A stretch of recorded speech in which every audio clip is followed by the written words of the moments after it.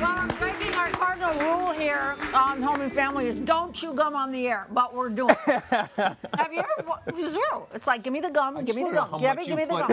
How much are you chewing? I'm a lot. How many pieces? 4. 4? Yeah.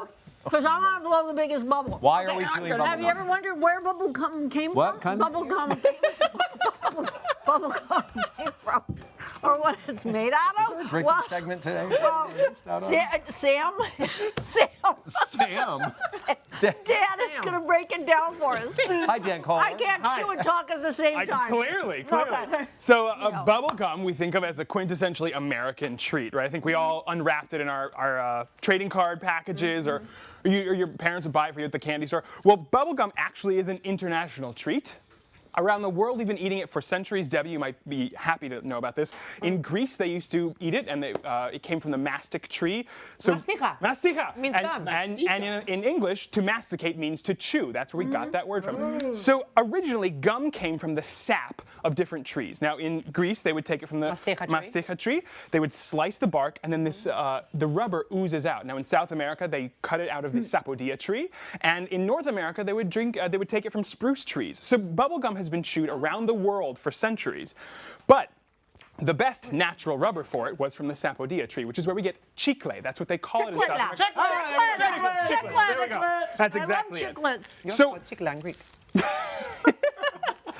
because of that, because bubblegum became very popular, so what happens when you pull this rubber out? You have to boil it down a little bit, and you evaporate the water, and all of a sudden you have these chains of tangled polymers. And when you start chewing those chains, they stretch like this in your mouth. It's rubber. Latex comes from a tree too. So sapodilla, chicle, and latex are very similar. It's rubber. We're eating rubber. You are eating rubber, and I've got never some in the thought of it. tastes so microwave good. right here. Well, that's because they put sugar stuff in it. So making gum at home is actually very easy. When you take, you can already see, Wow. it's easy and a little bit messy. So this is called gum base, and when you buy chicle or gum base now, this is what it looks like. It's little pellets, and this is actual chicle. This actually came from a sapodilla tree. So Does it this have is flavor? This has no flavor. You can play with that. It's totally dry right now. Can you chew it? Can you chew it or No, that's so. What happens? You have to microwave it. You've got to heat it up, and then you just stir it. Out of it. All of a sudden, you can see I've almost instantly got gum. Sweeten it with a little bit of corn syrup. Oh, so you have to flavor it. Right, because Yeah. because traditionally this has no flavor involved, and then we're going to add some coloring. Do you have to use corn syrup? Can you use like agave or something? You could absolutely use agave.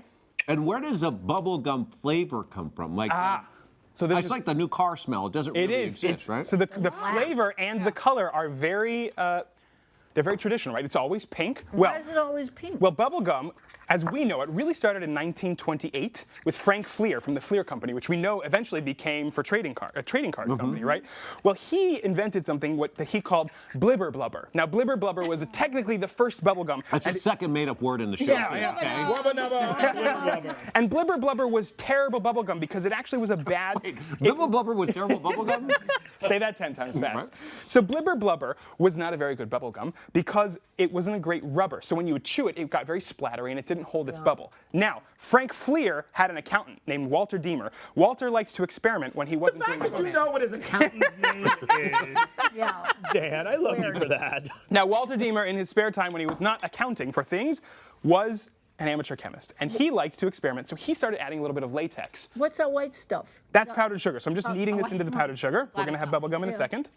So Walter Deemer is actually the person who flavored it with strawberry and pink dye because that's what he had available. And because it was so popular that when he added this latex to it, every company since then has tried to mimic them. That's why bubblegum is pink, and that's why it has that flavor. Is that supposed to be strawberry? Bubblegum flavor? Well, technically it was, but that being said, It smells like spearmint. Well, I'm making some mint gum right here. Oh, mint, okay. Now, so originally it's this natural chicle, right? It's this natural sap from a tree. But what happened in time, after World War II, we gave our soldiers rations of gum, and they took them overseas. And the soldiers really liked this gum, and it was all made from chicle at that point.